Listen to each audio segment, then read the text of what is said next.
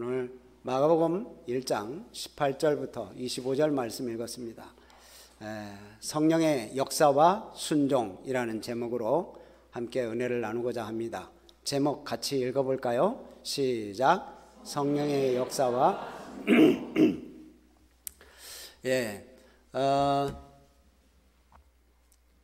우리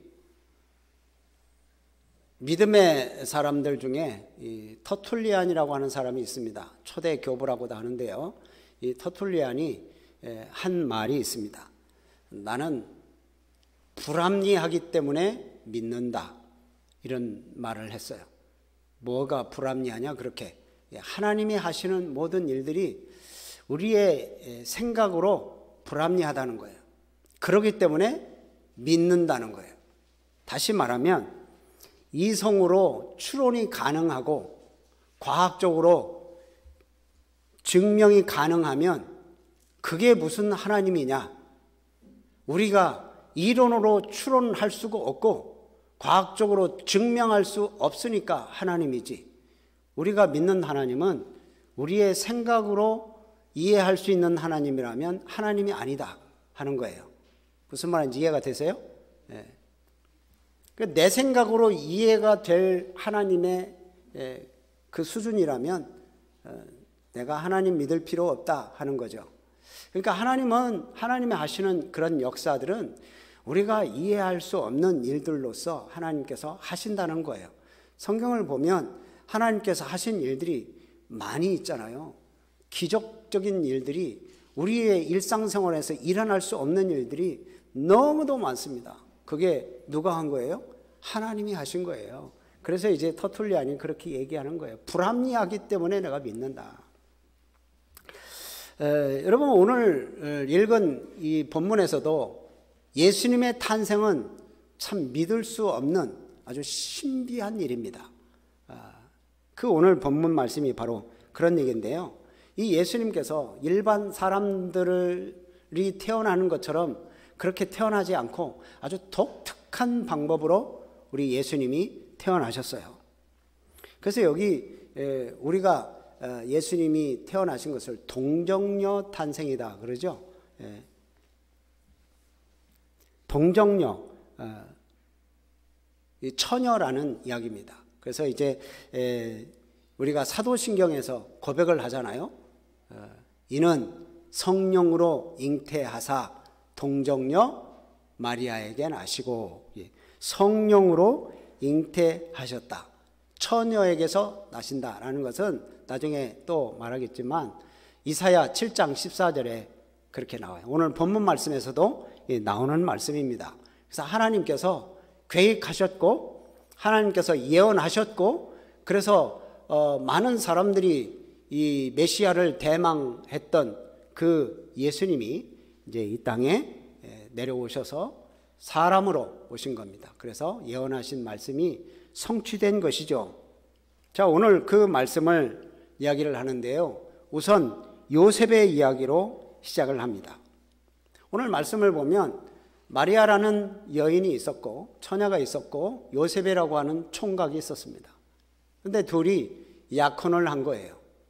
지금은 뭐 약혼이라는 게 별로 없지만 우리 부모님들 세대만 해도 약혼이 있었죠. 그래서 1년 정도 이렇게 약혼을 한 건데 여기 유대 당시 결혼 풍습도 비슷합니다. 그래서 두 남녀가 결혼 전에 약혼을 하고 1년 정도의 시간을 보냅니다. 결혼은 한 건 아니지만 같이 동거하는 거나 마찬가지인 거예요. 그런데 동거는 하지 않습니다. 동거는 하지 않고 이미 부부로 인정되는 거예요. 그런 기간이 이제 약혼 기간인데 아마 이 기간 동안에 요셉과 마리아는 신혼의 꿈에 아주 꿈에 잠겨 있었을 거예요. 결혼 생활을 기대하며 이제 1년 후에 새로운 살림을 차리는 것을 아주 꿈을 꾸면서 살아가고 있었을 텐데 요셉에게 아주 충격적인 일이 일어납니다. 전혀 예상하지 못했던 일인데 약혼 여인 마리아가 임신을 한 겁니다. 배가 부르는 거예요. 약혼은 했지만 동거하지 않았는데 이 약혼녀가 지금 배가 불러온 거예요. 순결을 지켜야 할 신부가 지금 임신을 한 건데 그러면 어떻게 하겠습니까? 이 유대인들의 교회에 따르면 두 가지 일을 해야 됩니다. 두 가지 중에 하나. 첫 번째는 이혼 증서를 써서 이렇게 약혼을 파기하는 거죠. 조용하게 이렇게 파기하는 거고, 그것을 안 하려면 또 한 가지는 이제 사람들에게 다 알립니다. 내 약혼녀가 지금 임신을 했다. 그래서 다 알리고 음행한 거기 때문에 구약성경에 말한 대로 돌로 쳐 죽도록 그렇게 하는 거예요. 두 가지 중에 한 가지는 할 수 있습니다. 근데 이 요셉은 첫 번째를 선택했죠. 그래서 이제 요셉의 그 인품을 알 수 있는데요. 그래서 약혼을 파기하고 조용히 사건을 마무리하려고 이제 했습니다. 그래서 19절 말씀 보면 그러죠. 19절 보면 드러내지 아니하고 가만히 끊고자 했다. 그게 최선이라고 생각했습니다. 왜냐하면 지금 이게 하나님의 역사인지 잘 몰랐으니까. 내가 약혼한 여인이 나하고 같이 자지도 않았는데 임신을 했다면 누가 결혼을 하려고 하겠어요? 하나님의 역사를 이해하지 못한 이 요셉의 모습, 혹시 이 모습이 나의 모습은 아닌가? 내 좁은 지식, 내 좁은 경험으로 하나님의 역사를 너무 빨리 판단해가지고 내 생각대로, 내 판단대로 그렇게 처리를 해버리는 그런 상황이 혹시나 우리들이 그런 상황이 아닌가, 우리 스스로를 한번 생각해 보시기를 바랍니다. 하나님이 어떤 방식으로 역사하든지 우리는 그걸 받아들일 수 있는 믿음, 이게 좀 있어야 됩니다. 그러니까 하나님의 역사는 좀 특별하게 일을 하십니다. 그것은 뭐 우리 일상생활에서 그러는 게 아니에요. 하나님이 특별한 일, 특별한 역사를 이루고자 할 때, 그때 하나님께서 일을 하시는 거죠. 이스라엘 백성들이 홍해를 건너가야 되는데 건너갈 수 없는 상황에 하나님이 물을 가르셔서 넘어가게 하시고 여리고성을 무너뜨리게 하시는 그런 일들은 하나님의 그 특별한 역사 가운데 들어있는 거죠. 그 일반적인 일들은 그냥 상식적으로 하면 됩니다. 내가 만약에 마트 가서 우유를 사러 가는데 하나님, 어떤 마트를 갈까요? 뭐 어떤 우유를 살까요? 이런 건 그냥 일반 상식적으로 하면 됩니다. 그렇죠? 또 내가 머리를 하러 미용실에 가는데 어느 미용실에 갈까요? 얼마짜리 할까요? 이거 하나님한테 물어볼 필요 없잖아요. 그건 일반 상식선에서 해결하면 됩니다. 그리고 도덕적인 수준에서 이렇게 살아가는 그런 부분 그냥 상식적으로 해결하면 돼요. 하나님께서 특별하게 하는 그때가 우리가 좀 이해할 수 없죠. 여기서도 그렇습니다. 우리는 충분히 납득할 수 없어요. 하나님이 사람이 되셔서 이 땅에 오셨다. 그건 정말 이해되지 않을 수 있어요. 그러나 받아들일 수 있는 믿음을 달라고 기도하는 게 우리들의 일입니다. 이 터툴리안처럼 그렇게 불합리하지만 내가 믿음으로 받아들입니다. 그렇게 하는 거예요. 그런데 하나님은, 이 요셉은 지금 아직 하나님의 뜻인 줄 잘 받아들이기가 힘들어요. 이해하지 못하는 요셉을 하나님은 그냥 두지 않으시고 이해를 시키십니다. 그러면서 이제 사자를 보내시죠. 천사를 보내셔서 이제 얘기를 하시는데 20절 말씀을 한번 봅니다. 20절 시작. 이 일을 시작할 때에 주의 사자가 현몽하여 이르되 다윗의 자손 요셉아 네 아내 마리아 데려오기를 무서워하지 말라. 그에게 잉태된 자는 성령으로 된 것이라. 그에게 잉태된 자는 성령으로 됐다. 성령이 누구시죠? 하나님이시잖아요. 하나님은 성부 하나님, 성자 하나님, 성령 하나님, 삼위의 하나님이신데 이 삼위 성령의 하나님에 의해서 잉태가 되었다라는 거예요. 그러니까 사람에 의해서 잉태된 게 아니라 다른 사람, 너 외에 다른 사람에 의해서 잉태된 게 아니라 하나님으로 인해서 잉태가 되었다. 그래서 우리가 사도신경을 외울 때 성령으로 잉태하사 동정녀 마리아에게 나셨다. 이렇게 얘기를 하잖아요. 이제 여기에 대해서는 우리 새가족 성경 공부나 성장반 공부하시면 여러분 그거 자세히 얘기를 할 수 있습니다. 왜 사람으로 태어나야 되느냐? 사람이 죄인이기 때문에 이 죄인된 사람을 구하려면 예전에는 동물이 대신 죽어야 되는데 이제는 사람으로 오신 하나님이 죽으시는 거예요. 근데 모든 사람이 죄를 범했기 때문에 그냥 사람이 와서 사람이 죽으면 안 돼요. 예수님도 죄가 있으면 자기 죄값을 치를 수밖에 없는, 다른 사람을 위해서 죽을 수 없는 그런 사람이 돼버리잖아요. 그래서 죄가 없는 하나님으로 오셔야 되기 때문에 성령으로 잉태하신 거예요. 그래서 이제 아담의 씨를 이어받지 않고 하나님에 의해서 하나님의 씨를 이어받는 거예요. 다 알고 계시잖아요. 그래서 이제 성령으로 잉태된 거예요. 사람에 의해서 잉태됐다면 이 예수님도 똑같은, 모든 사람이 죄를 범하였으며 하나님의 영광에 이르지 못한다는 이 로마서 말씀처럼 이 예수님도 만약에 사람으로 태어났다면 그냥 일반 사람일 뿐이에요. 죄 많은 사람. 근데 다른 사람을 위해서 십자가를 질 이유도 없고 그럴 만한 능력도 안 되는데 하나님에 의해서 이 땅에 오셨기 때문에 구원할 자가 되는 거예요. 그래서 여기 보면 21절 보면 아들을 낳으니 이름을 예수라 하라. 이는 그가 자기 백성을 그들의 죄에서 구원할 자이심이라. 그들의 백성을 죄에서 구원할 자, 바로 예수라고 하는 겁니다. 예수. 이게 복음의 핵심이에요.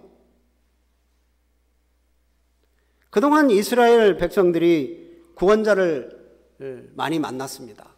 정치적으로, 종교적으로, 왕, 사사 이런 사람들이 막 구원자로 이렇게 등장하기도 했었죠. 근데 이런 사람들은 영원한 구원자가 되지 못했어요. 근데 예수님은 우리의 무거운 죄, 우리 세상 그런 짐보다도 더 무거운 이 죄악의 짐을 벗어버리게 하고자 예수님이 우리를 구원하시려고 이때 이 땅에 오시는 거예요. 그래서 예수 그 이름을 믿고 그 이름을 의지하면 죄에서 해방되고 그리고 영원한 생명을 얻는 거예요. 이게 복음이고 이게 좋은 소식이고 이게 기쁨의 소식, 이게 생명이에요. 아멘. 네. 그래서 예수 그 이름을 묵상하면 하나님의 놀라운 사랑이 보입니다. 하나님의 백성을 죄에서 구원할 자. 그러니까 하나님이 우리를 사랑하셔서 예수님을 이 땅에 보내주신 거예요. 그래서 예수님을 믿어라 하는 건데 예수님이 뭘 믿어요? 예수님이 나를 위해서 죄값을 치러주셨음을 믿는 거예요. 그래서 내 죄의 모든 문제를 해결해 주셨다 믿으면 우리는 하나님과 함께 영원히 함께 갈 수 있는 거예요. 영원히. 그래서 예수님을 믿으라고 자꾸 그렇게 예수님을 믿으세요. 예수님을 믿으세요. 그러는 거예요. 나를 구원하실 분은 예수님밖에는 없어요.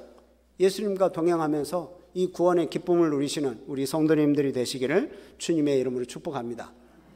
그런데 이 일은 어느 날 갑자기 하나님께서 계획이 바뀌어서 일이 갑작스럽게 생긴 것이 아니라 아까 말씀드린 것처럼 이사야 선지자를 통해서 수백 년 전에 이미 얘기를 하신 거예요. 그래서 22절 말씀을 보면 이렇게 되어 있죠. 이 모든 일이 된 것은 주께서 선지자로 하신 말씀대로 이루려 하신다. 말씀대로를 하신다. 그래서 뭐라고 말씀하셨느냐? 이사야 7장 14절 말씀 보면 23절에 그렇게 나와요. 보라, 처녀가 잉태하여 아들을 낳을 것이요 그의 이름을 임마누엘이라 하리라 하셨으니 이를 번역한즉 하나님이 우리와 함께 하시다 함이라. 임마누엘, 하나님이 우리와 함께 하신다. 이 이름만 들어도 하나님이 우리에 대한 사랑이 얼마나 각별한지를 깨닫게 되는 거예요. 그래서 하나님의 사랑, 하나님의 계획, 그것을 알 수 있는 거죠.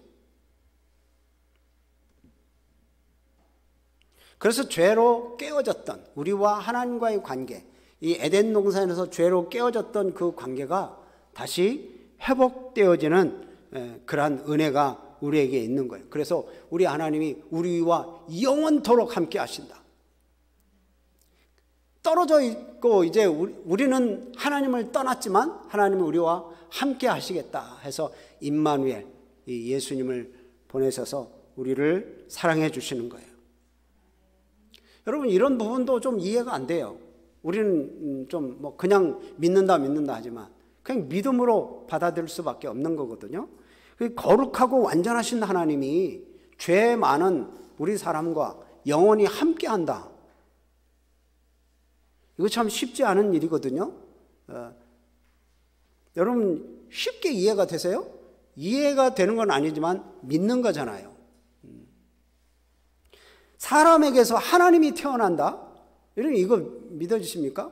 하나님이 하시는 거예요. 특별히 우리를 구원하시기 위해서 하나님이 하신 겁니다.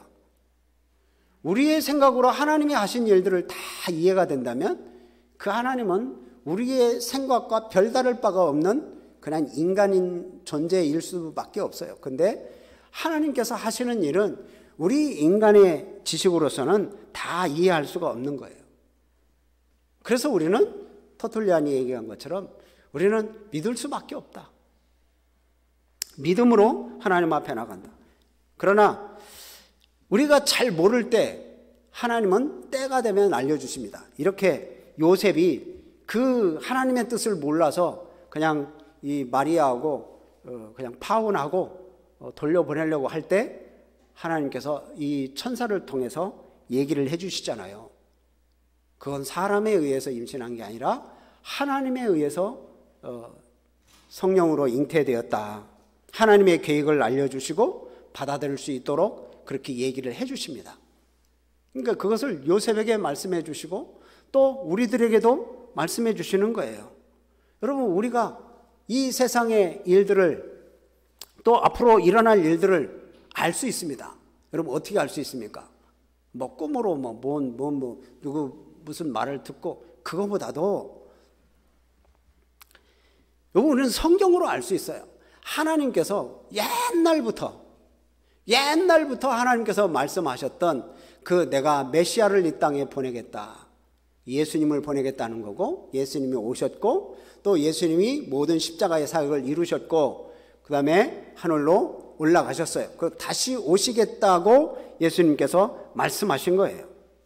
그래서 성경을 통해서 앞으로의 일들, 그것은 하나님께서 다 말씀해 주셨어요. 나머지는 그냥 일반 상식선에서 해결하시면 돼요. 그래서 우리 미래를 알기 위해서 뭐 점쟁이를 찾아가고 뭐 컴퓨터를 막 두들기고 그럴 필요 없어요.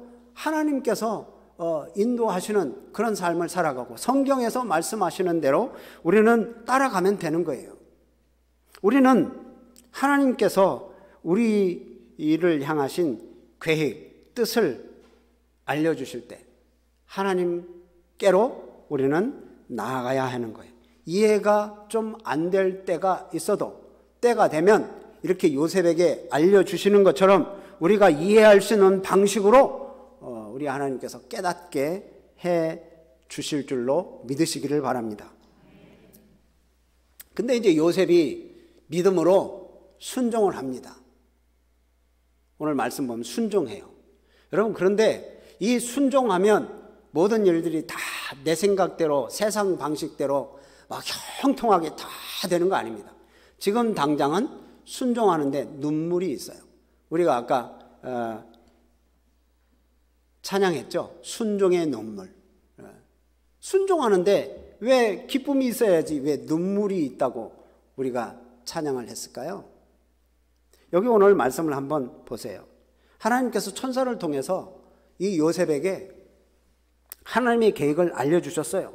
그래서 요셉이 꿈을 깬 후에 그것을 깨닫고 이제 고민하지도 않고 주저하지도 않고 이제 마리아를 데려왔어요. 그전에는 가만히 끊으려고 했잖아요. 데려왔어요. 순수한 믿음으로 철저하게 순종을 했어요. 천사가 말한 대로 이렇게 데려왔는데 여러분 한번 생각해 보세요. 그래 순종했어요. 뭐 데려왔어요. 야, 참 잘했다.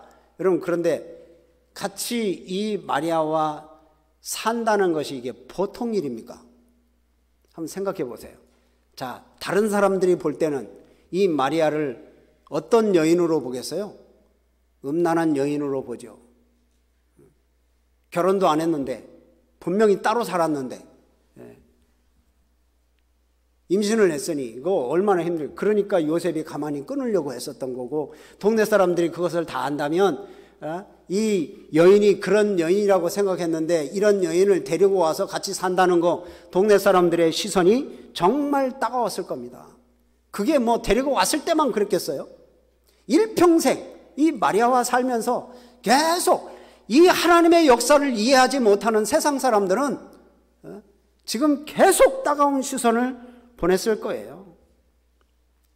당시의 유대 사회는 아주 심각했습니다. 처녀가 잉태하면 이건 심각한 일이잖아요.